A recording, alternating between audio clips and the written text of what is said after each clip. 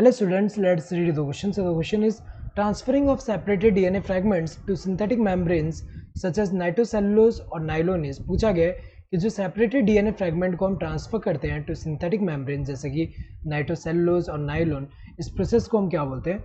इस प्रोसेस को हम बोलते हैं सदन ब्लॉटिंग बोलते हैं, सदन ब्लॉटिंग।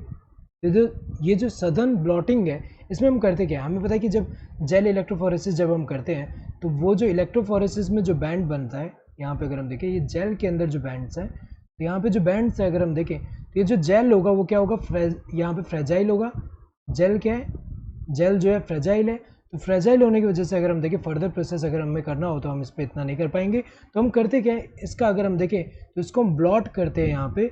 इसको जो है इसमें जो DNA fragments, separated DNA fragment जो है इनको हम क्या करते हैं, इसको हम ट्रांसफर करते हैं किस पे, एक सॉलिड सपोर्ट जैसा। तो यहाँ पे अगर हम देखें सॉलिड सपोर्ट जैसा यहाँ पे किसका यूज़ करते हैं, ये जो है सिंथेटिक मेम्ब्रेन होता है जो कि किससे बना होता है, नाइट्रोसेलुलोज या फिर नाइलॉन जो है इससे। तो अगर हम देखें तो ये मेम्ब्रेन में अगर हम देखें तो ये जो है सदन ब्लॉट जो हम करते हैं यहाँ पे, तो ब्लॉटिंग में अगर हम देखें पहले क्या करेंगे, यहाँ पे क्या करेंगे, डीनेचर करेंगे डीएनए को, और उसके बाद जो यहाँ पे सिंगल स्ट्रैंड वाले जो होंगे अगर हम देखें सेपरेटेड वाले, उसको अगर हम देखें यहाँ पे ट्रांसफ़र कर दे रहे हैं यहाँ पे।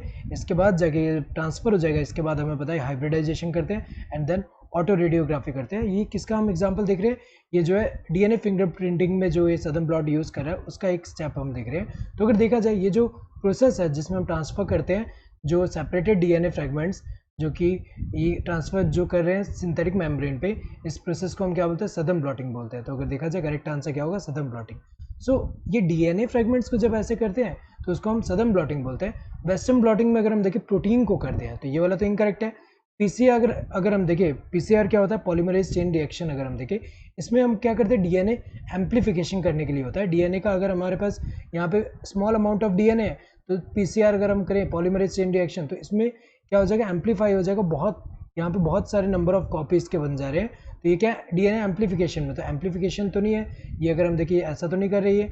ऑटो रेडियोग्राफी अगर हम देखिए ये किस लिए यूज़ किया जाता है, अगर हम देखें तो ये जो होता है जैसे एग्जांपल अगर हम देखें जब डीएनए फिंगरप्रिंटिंग में ऑटो रेडियोग्राफी कर रहे हैं तो सदन ब्लॉटिंग के बाद क्या करेंगे, हाइब्रिडाइजेशन, जिसमें क्या होगा कि ये जो फ्रैगमेंट्स है यहाँ पे क्या होगा कि जो रेडियो लेबल्ड, अगर हम देखें रेडियो एक्टिव जो यहाँ पे प्रोब जो है ये यहाँ पे एक पर्टिकुलर साइड पे ऐसे अगर यहाँ पे अटैच हो रहा है, बाइंड कर रहा है, तो जब हम इसको एक्सपोज करेंगे एक्सरे पे तो विजुअलाइज हो जाएगा कि कहाँ पे है, ये कहाँ पे लोकेटेड है। तो ऑटो रेडियोग्राफी वो होता है।